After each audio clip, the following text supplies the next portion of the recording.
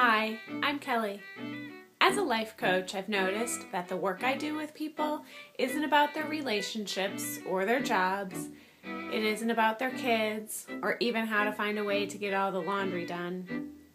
All the work we do together centers around finding the answer to one simple question. What does it mean to live a fulfilled life?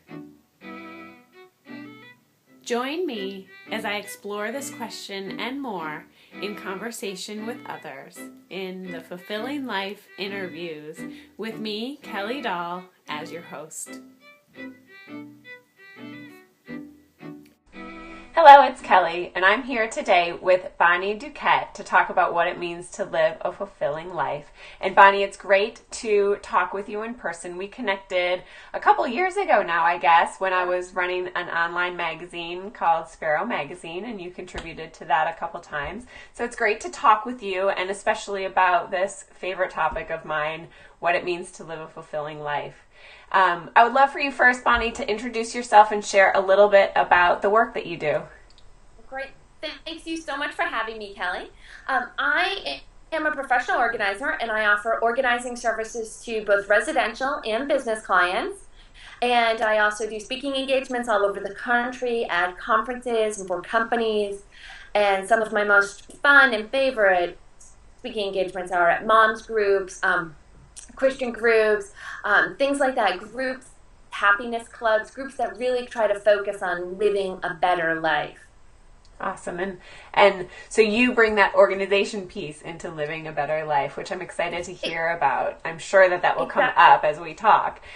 So let's get started with the first big sort of overarching question that I like to start with, which is, what does it mean to you, Bonnie, to live a fulfilling life? Well, I think what it means to live a fulfilling life is that you are happy on a daily basis. And we all have bad days, and we all have days that we can't get the to-do list done or the house is a mess.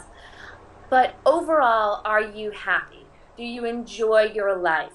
And one of the biggest things is we all seem to get together and complain about, oh, I'm so busy, or I have so much stuff to do. And really, I challenge people to stop focusing on the complaints. And when we get together, let's brag about who's the happiest. You know, we've had this glorification of busy and upset and stressed out. And we all want to be rewarded for how much stuff we've accomplished. And that's great. You should be proud of yourself if you've cleaned your home and you're organized and you got the kids to school on time. However, are you happy, and are those things that you're doing every day to keep you busy meeting your long-term goals and helping you live a good and fulfilled life? Yeah, I see you bringing up sort of that interplay between, like, there's something that people just feel like they shouldn't brag that their life is going well. Like, there's a hesitancy to say that you're even happy and celebrate your successes, and also sort of this encouragement to say, oh, my life is really hard, I'm struggling. But if we let go of those two things and just embrace the good in not a bragging way, and not if it could be acceptable, that everybody could be a lot happier that way. Exactly. And, I like to take my dog out for a run in the morning. And a lot of times, kind of my little treat to myself is I'll stop at Starbucks on the way home. And Starbucks is filled with all sorts of people, and mothers and babies and business people. And I like to kind of listen in on a lot of conversations. And it seems as though everything I always hear is about that anxiety, that stress, that how much do they have to accomplish. And it's sometimes hard for me to not stop and tell people, like, you have a beautiful baby sitting next to you, and you're sitting and having coffee with a group of friends at 10 o'clock in the morning. Let's change the way we focus on things to be happy and to be positive for these blessings, instead of how much stuff haven't you done today, or how much stuff do you have to deal with. Right. And I like how you also brought up earlier that some of that stuff might not even be things that make you feel good. And that's something that I find coming up in a lot of these interviews is taking the time, and something that I work with clients on is taking the time to really understand what you desire and what makes you happy and fulfilled is so incredibly important because, you know, we all see people who are chasing these goals that really they don't enjoy, but add this stress to their lives. So you mentioned going for a run and treating yourself to Starbucks as things that you do in your daily life. What are some of the other things that you do to bring that happiness or that fulfillment to your life? Well, as we were talking about before, you know, my husband and I run 3 companies. We're self-employed, and although self-employment is wonderful in so many ways, we do work a lot of hours, and some days it can be very stressful. So it's trying to find that balance for us and really making sure that what we're doing every day is aligning with our long-term goals, but really trying to stop and take in the moments and not get so harried with all of these to-do lists and things like that. And I do, you know, try to go out for a run or a walk or a hike every day. And we have a rescue dog named Roxy, and, you know, she's our fur baby. And, you know, it's very motivating that she needs to walk. She's a border collie, and she has some OCD issues. So if she doesn't walk, she doesn't feel good. So it's motivating, and that helps me stop and go outside and see the leaves right now. And then sometimes I stop and get myself a Starbucks or a coffee on the way home. And it's enjoying those moments that happen throughout the day. So that could be, you know, 20 minutes to watch a TV show in the evening, or even just stopping to talk to a friend via text message for 5 minutes. And I think one of the other things is really keeping a gratitude journal. And if you don't want to keep a journal, you know, just stopping to think about those things you're grateful for. And one of the things I do with my clients is, you know, I say, what are your biggest challenges? So, for example, someone will say, too much laundry. And I'll say, well, aren't you blessed to have all these clothes that you have to deal with? Yeah. And they're like, well, yeah, you're right. So, you know, really, turning things around about how you think about them, I think is sometimes the best way to deal with those frustrations. And I try to use that personally. And I mean, we all have our moments. We all have our days. But you know, it's how things go over the long term. Yeah, but I love that mindset shift that you mentioned. You know, I call it like a mindset shift, and you can see these things that feel like burdens in your life or struggles in your life, but if you can just change the wording of it a little bit, you can, and practice that, which isn't easy. You know, it's hard to see the laundry as a blessing and as a symbol of the abundance in your life. But when you can do that, it gets easier and easier, and it doesn't feel as heavy. Exactly. The gratitude is powerful. Those habits and those patterns. You know, I just read something, and I wish I remembered the statistic, that if you keep a gratitude journal for 21 days or something like that, I'm sure I have the number wrong, but it was 3 weeks, I think, and that becomes a pattern, and you actually shift the way your brain thinks about things. Yeah. But it's keeping that daily pattern up, which, as you mentioned, is so difficult for so many of us. Yeah. Well, with it, I don't think we are, I don't know if it's human nature, you know, I've been exploring this, if it's human nature to just kind of focus on the negative so that maybe we can survive as a species, I don't know. But we also aren't raised to necessarily look at those things. So looking at the gratitude, and, you know, for me, I tried the gratitude journal, and it was a little too strict, and I felt bad if I forgot. So now I just have this very, very simple practice that I encourage other people to do after I turn out my light at night. And as I'm laying my head on the pillow, I go through some very, very simple gratitudes, and it might even be I'm just grateful to go to sleep.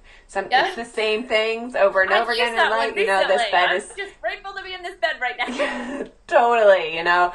And sometimes it's like systematic, maybe a little bit. Like, I'm grateful that my kids are healthy and well and sleeping safely in their beds. I'm grateful for this bed. I'm grateful for our house, and then I go to sleep. And then other times, other things can come up. But I do think that practice allows the gratitude to seep in at other times, and just come into the everyday moments. I even had a moment of thinking, kind of notice your gratitudes as I was driving my daughter to school this morning, because I knew I needed a sort of mindset shift. Yeah. And that's exactly it. When I tell clients to keep a gratitude journal, a lot of times I tell them this isn't forever, this is to form a habit. Yeah. And then you just kind of do it on your own after a while. You don't have to sit down and write it every day. You just think it and feel it. Right. And the writing of it really makes it apparent the difference that it makes. It takes it that step further. So if somebody isn't used to it or doesn't see the difference that it could make yet, it can help that to happen. So what are some of the things that, if gratitude and getting outside and things like that help you to stay fulfilled, what are some of the things that get in your way from living a fulfilled life? Well, I think, like everybody, work gets in the way all the time, particularly when you're running your own companies. You spend a lot of time doing things after hours, before hours, trying to get ahead. And, if I'm not working or my husband's not working, nobody is working. So that can be stressful at times.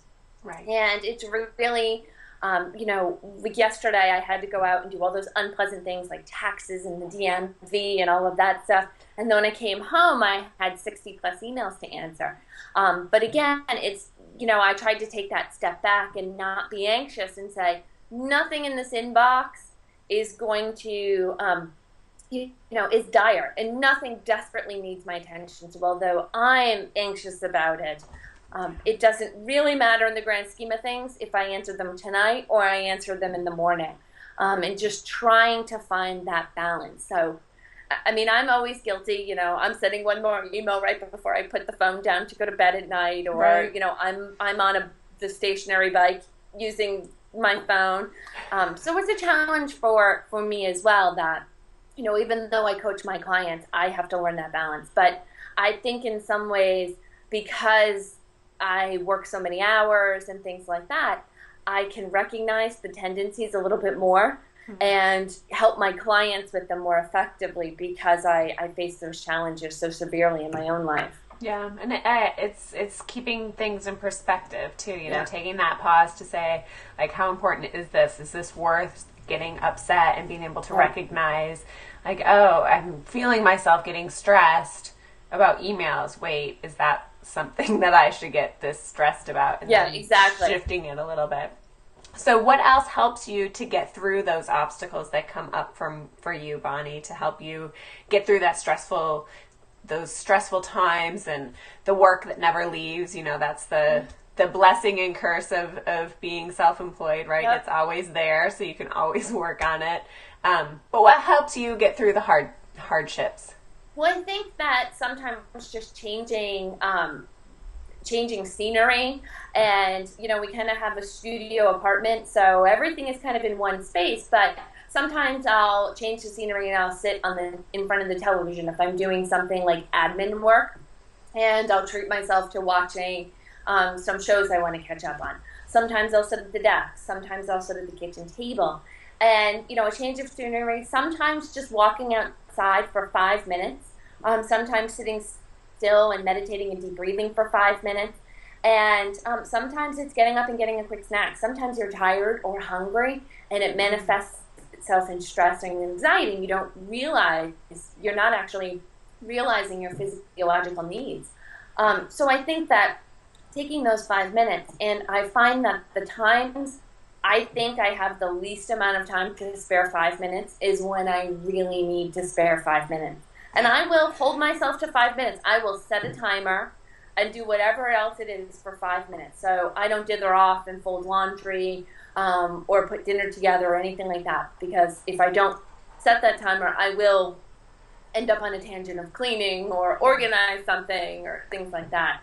And because I've been organizing my entire life and I love it, sometimes cleaning off my desk or reorganizing my paperwork or deleting extra emails can be very cleansing and very uplifting, and I feel so much better. One of the other things I'll do is when I get overwhelmed is I'll look at the thing that's hardest on my list or that I've been putting off the longest, and I'll do that, and then I'll feel so much better about everything else that the rest of the day seems to blow by. Yeah. So I want to add in a question for you, Bonnie. Sure. I'm curious how you answer, how does living an organized life add to life fulfillment? Since that's the work that you do, how do you see that as important? Well, if you are organized, and I always tell people, we're not going for Pottery Barn organized. We're going for organized that works for you and your family. So organization to me means that you can function in your home, you can cook meals, you can get dressed easily in the mornings, you can leave the house on time, you can sit in your home and enjoy the space.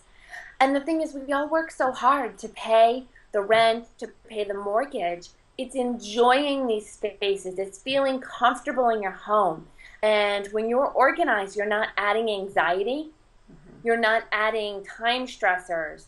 You simply can be with your family. So really, all of those other things that fulfill you, working out, spending time with pets, family time, family dinners, entertaining, all of those different things, you'll be able to have time for when you're organized, because all that time you're not going to spend looking for things or cleaning is really going to add up. Yeah, I giggle a little bit because I'm one of those people that loses my keys all the time, despite despite the fact that there is a place that they're supposed to go every time, and my phone and things like that. I'm grateful that there are people like you in the world that can help people like me that it doesn't come all that naturally to. But I love that it does. Being organized, and it creates space is one thing I heard you saying, and ease. Exactly. Space to enjoy life and ease to enjoy life. Exactly. It's been such a pleasure to talk with you today, Bonnie, about living a fulfilling life. Is there any final words that you want to share with people, or share anything about your work that's coming up for you? Well, I think the thing I want everyone to remember is that, our kind of slogan is an organized home is a joyful home. And once it is organized, you do have space for all of the happiness and the family time spending and with friends and loved ones. And that's really what organization is meant to be in your life. And if anybody wants to talk to us, we do offer coaching services all over the country. So just email me. It's bonnie@thejoyfulorganizer.com, and we can get you started on the path to organization. Awesome. Thanks so much for being here. Thank you, Kelly. Have a great day. You too. Bye-bye. Bye-bye.